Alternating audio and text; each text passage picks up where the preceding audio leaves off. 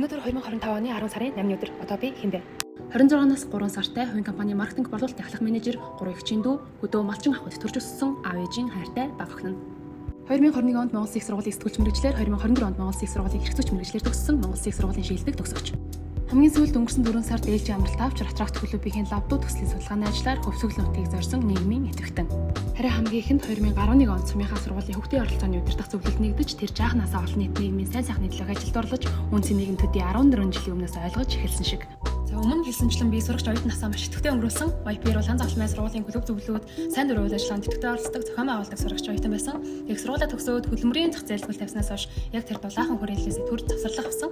Ер нь бусдын нийгмийн сайн сайхны төлөө нэгдсэн газар ямар дулаахан байдгийг, тэр хүмүүст өнгөрөөс цаг хугацаа ямар үнцэнтэйг, ямар их зүйлс оролцдгийг та бүхэн хамгийн сайн мэдэх бах. Тэгээ миний энэ хөтөлбөрт хамрагдахыг хүсэж байгаа хамгийн том шалтгаан бол тэр та бүхэнтэй нэгдэх, магадгүй энэ удаа хараахан нэгдэх боломжгүй байсан ч гэсэн хүсэл тэмүүллээр дүүрэн залуусыг нэгтгэж дахиад нэг тийм дулаахан газрыг бий болгож байгаа та бүхэнд маш их баярлалаа гэж хэлмээр байна.